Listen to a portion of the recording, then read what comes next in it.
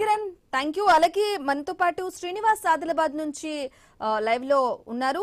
శ్రీనివాస్, చెప్పండి. అయితే కీలక నేతలు పార్టీ విడకుండా కూడా గులాబీ బాస్ ఒక మాస్టర్ ప్లాన్ సిద్ధం చేసినట్టుగా తెలుస్తుంది. ఎందుకంటే ముఖ్యంగా నెక్స్ట్ వచ్చేది భవిష్యత్తుపై భరోసాని ఇస్తూ కూడా ఆయన నెక్స్ట్ వచ్చేది మన బీఆర్ఎస్ ప్రభుత్వమే అని చెప్పేసి ధీమా కూడా వ్యక్తం చేస్తున్నారు. ఎందుకంటే జీవన్ రెడ్డి లాంటి అసంతృప్త ఎమ్మెల్యేలు బీఆర్ఎస్ పార్టీలో జాయిన్ అయిన నేపథ్యంలో ఇంకా కీలక నేతలు కూడా బీఆర్ఎస్ పార్టీకి వచ్చే అవకాశం ఉందా? అప్డేట్స్ ఏంటి?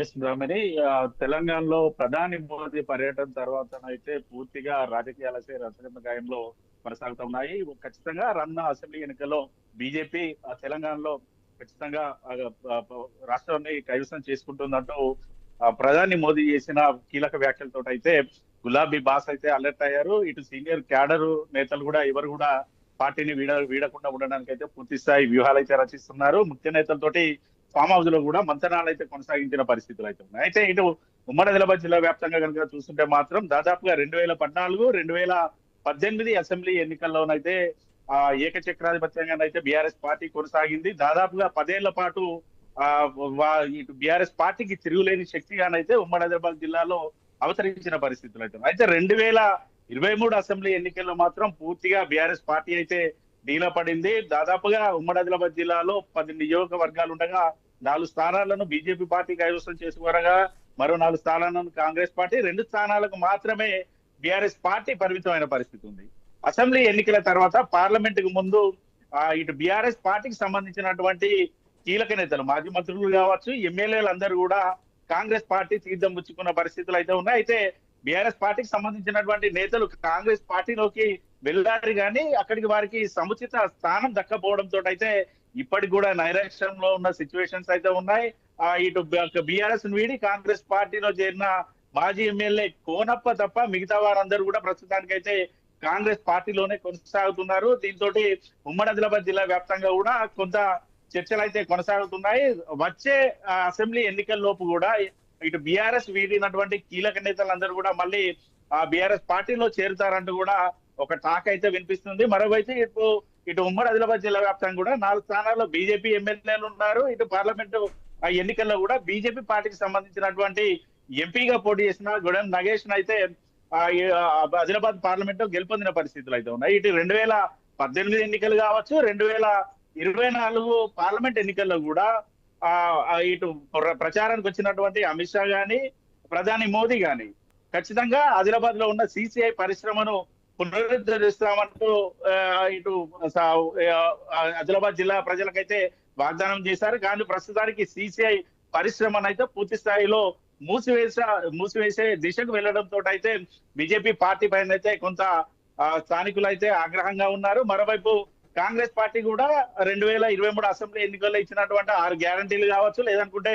రైతులకు సంబంధించిన రైతు బంద్ కావచ్చు, ఈ మిగతా రైతులకు సంబంధించిన పంటల కొనుగోళ్ల విషయంలో కూడా పూర్తిగా మైనస్ ఉండడంతో అయితే ఇటు కాంగ్రెస్ పార్టీ, బీజేపీ పార్టీ పైన అయితే ఉమ్మడి ఆదిలాబాద్ జిల్లా ప్రజలైతే కొంత వ్యతిరేకత ఉన్నారు. ఖచ్చితంగా ఈ వ్యతిరేకతను తాము మూటగట్టుకొని వచ్చే ఎన్నికల్లో కూడా బీఆర్ఎస్ పార్టీ గతంలో ఏదైతే ఉమ్మడి ఆదిలాబాద్ 2018 ఎన్నికల్లో అసెంబ్లీ ఎన్నికల్లో కూడా 10 అసెంబ్లీ స్థానాలకు గాను 9 అసెంబ్లీ స్థానాలను కూడా బీఆర్ఎస్ పార్టీ కైవసం చేసుకున్న సిచ్యువేషన్స్ ఉండే గతంలో. ఖచ్చితంగా వచ్చే ఎన్నికల్లో కూడా అదే స్ట్రాటజీని మెయింటైన్ చేస్తూ కూడా ఉమ్మడి ఆదిలాబాద్ లో ఉన్నటువంటి 10 స్థానాలను కూడా కైవసం చేసుకోవడానికి ఇటు బీఆర్ఎస్ పార్టీ అధినేత కేసీఆర్ అయితే వ్యూహాలు అయితే రచిస్తున్నారు.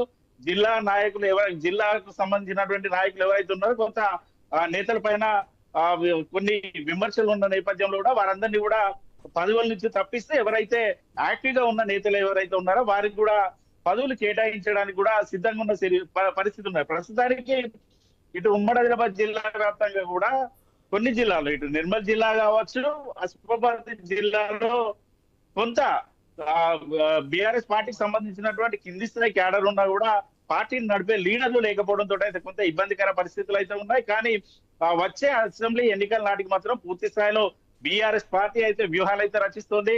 బీఆర్ఎస్ పార్టీని వచ్చే ఎన్నికల్లో కూడా మరొకసారి పూర్తి స్థాయిలో ఇటు ఉమ్మడి ఆదిలాబాద్ జిల్లాలో కీలక స్థానాలు కూడా గెలిపించుకునే దిశగానైతే పావులు అయితే కదులుతున్న పరిస్థితులు అయితే ఉన్నాయి. ఇప్పటికే ఇటు ఎర్రవెల్లి ఫామ్ హౌస్ లో ఇటు ముఖ్య నేతలతోటి సమావేశ అనంతరం అయితే ఖచ్చితంగా ఇటు జిల్లాల్లో సభలు నిర్వహించడం, అంతేకాకుండా గతంలో ఇటు మంచిర్యాల జిల్లాకు వచ్చినటువంటి కేటీఆర్ కూడా ఖచ్చితంగా అసెంబ్లీ ఎలక్షన్లకి ముందు తను పాదయాత్ర చేస్తాను కూడా చెప్పిన పరిస్థితులు అయితే ఉన్నాయి. ఇటు హరీష్ రావుతో పాటు కేటీఆర్ కూడా పాదయాత్ర చేస్తూ కూడా ఇటు బీజేపీ పార్టీ రాష్ట్రానికి చేసినటువంటి ఇబ్బందికర పరిస్థితులతో పాటు కాంగ్రెస్ పార్టీ అమలు చేయని గ్యారంటీలను కూడా ప్రజల్లో ఎండగడుతూ కూడా ప్రజల మద్దతును కూడగట్టుకొని వచ్చే ఎన్నికలకు పోవడానికి అయితే ఒక స్ట్రాటజీ తోటి అయితే బీఆర్ఎస్ పార్టీ వెళ్ళడానికి అయితే సిద్ధమైన పరిస్థితులు అయితే ఉన్నాయి. ఖచ్చితంగా ఇటు బీజేపీ కాంగ్రెస్ పార్టీలకు సంబంధించినటువంటి మైనస్లను ఎండగడుతూనే ప్రజల్లో ఇటు బీఆర్ఎస్ పార్టీ పైన వైపు తిప్పుకోవడానికి అయితే పూర్తి స్థాయి వ్యూహాలు అయితే ఇప్పటి నుంచే రెడీ చేస్తున్న పరిస్థితులు అయితే ఉన్నాయి. ఓవైపు బీజేపీ తెలంగాణను దూకుడు పెంచాలని చూస్తుంది, కాంగ్రెస్ ఏమో అడ్మినిస్ట్రేషన్ తోటి ముందుకు పోవాలని చూస్తా ఉంటే మాత్రం ఉద్యమ పార్టీగా ఉన్నటువంటి బీఆర్ఎస్ పార్టీ